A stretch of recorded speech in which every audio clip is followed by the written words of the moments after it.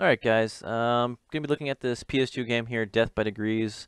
I've written a Maxscript last week so that we can import 3D models into 3ds Max, of course. So I'm going to be showing that in this video in the Maxscript and how we can get the models to that point. Alright, before I get into that, I just want to give a shout out to Crocs. He actually wrote the BMS script that we are going to be using to unpack the data archives. As well, he was the one who directed me to the post about Death by Degrees that actually got this thing rolling. All right, actually on Zentax, there's a member there called Ivory Cutter. He had put a $500 bounty on the game to get it to a converter. So we'll see how that goes. But yeah. So thanks to those two guys, Crocs and Ivory Cutter. And with that said, I think we can get into it. Right, so what you're going to have to do, obviously, is get the files off your disk. You can use an ISO, I don't care, but you basically extract that, and you get these data files. You want to copy all those data files. Just make sure that you have the extension D and extension I paired together. You need both of those, okay? Then you can download QuickBMS from Luigi's site. You can just unzip that. All you need is a quickbms.exe. Click that open. You can open up Crocs's unpacking script here. Open that. It's going to request that you open up a data file. You can select either the extension D or I file, doesn't matter. We can click on this one. And then it's going to ask you to save your file somewhere. Right? So I would suggest making a subfolder, going to the subfolder, and then hitting save. It'll unpack thousands of files, literally. So I'm not going to save this. I'm just going to hit cancel.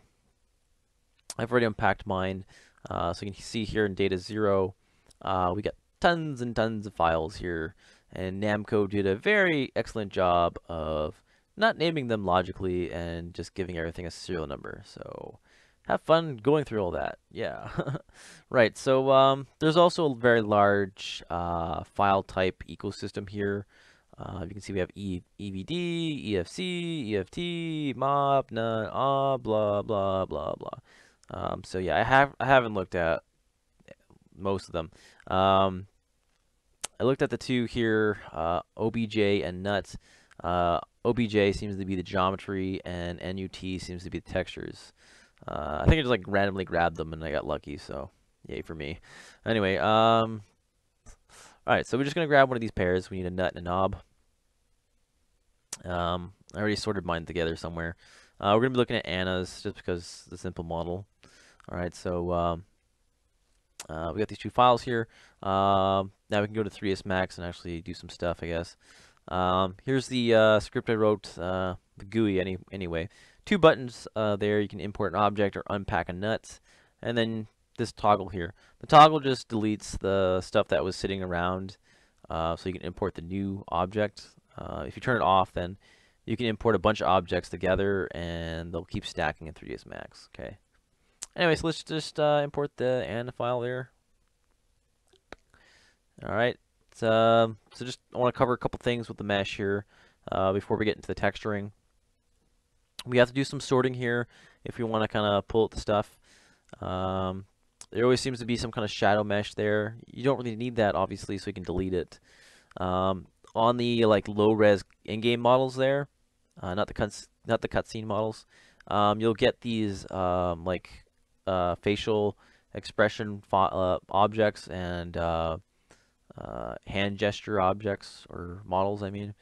So you're gonna have to kind of like, if you're interested in getting the low res models, you might want to just like sort through that stuff, kind of get rid of it, or you can kind of do other stuff with it. I don't really care, but anyway, that's that. And other thing you have to look at is the hair. For some reason, there's some positioning data somewhere I haven't been able to find. So things like hair and like props like guns or swords will appear in the 0 axis there in the origin, and you kind of have to move them where they're supposed to be again. The hair isn't too bad. You just have to rotate it on the Z axis about 270, and then you can move it up on the Z axis there, and it actually lines up pretty well. All right, and so you obviously just move it to your desired whatever. Okay. That's the only other thing I think. Oh yeah, these in-game models have a skeleton inside, which is kind of weird. I I kind of figured there might be a flag that mirrors over the geometry, but if you add like a symmetry onto it, there's a gap in the middle, and that would kind of lead me to believe that they're not using a mirror because there's a gap. That might not be the case. I'm not really sure. So anyway, if you want to get rid of the gap, you know, you weld it together, or you can move the mirror plane. Okay, it's really up to you what you want to do with it. But that's the only thing I noticed. The skeletons are cut off like that. Anyways, oops.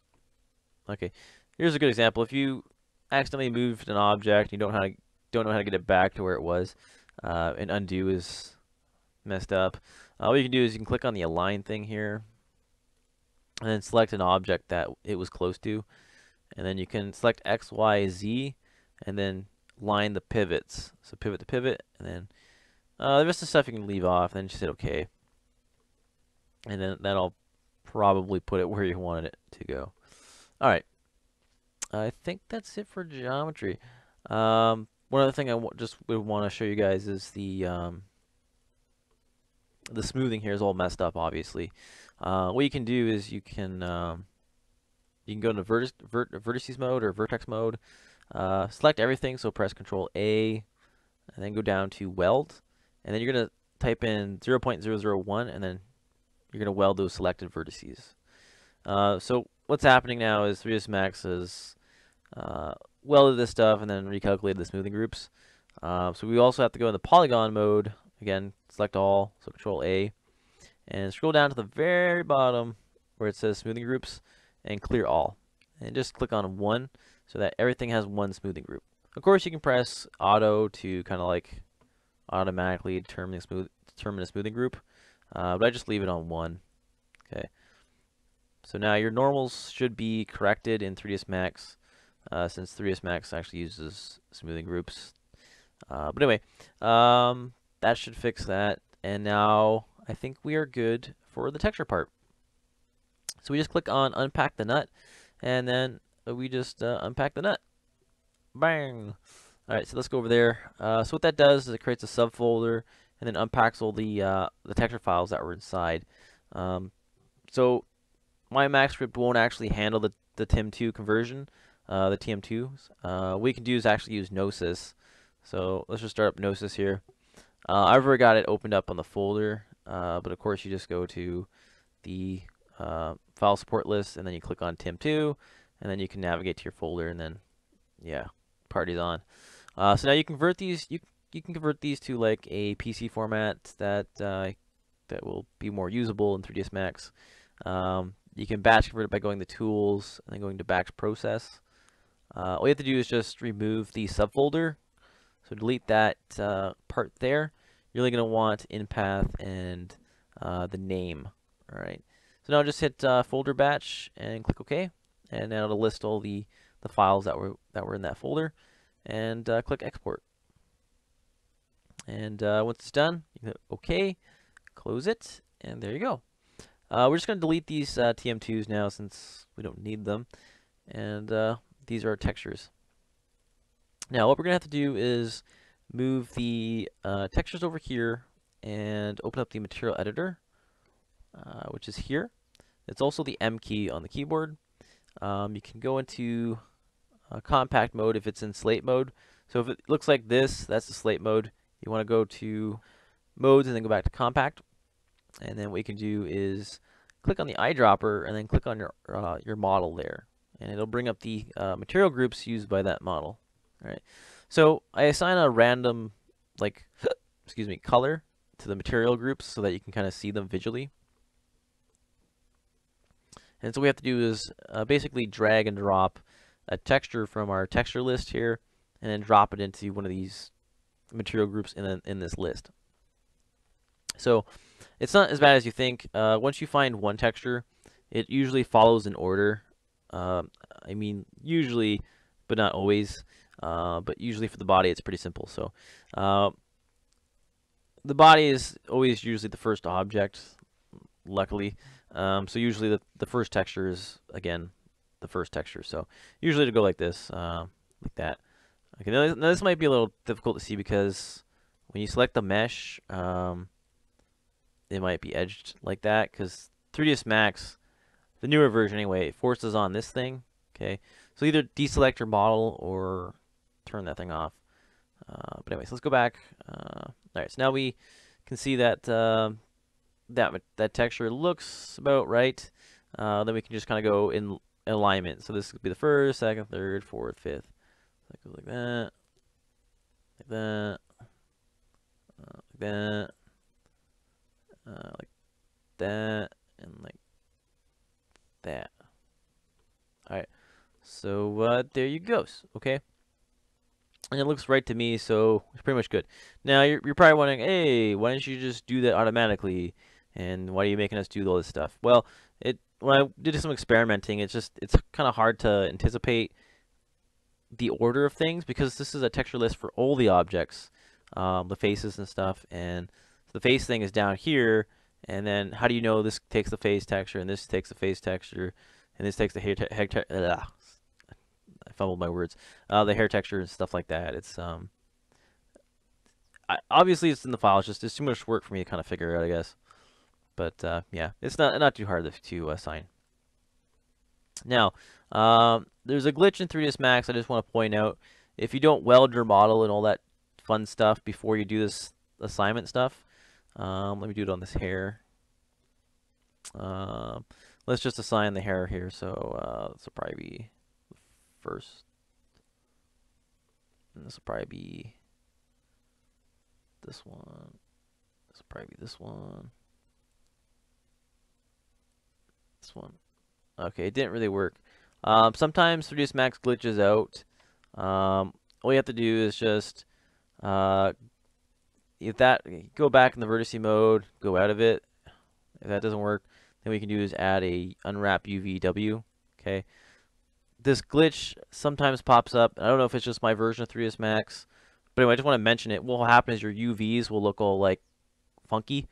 I don't know if I can kind of demonstrate that another way. Let's see. I just want to get this error to show up so I can show you guys.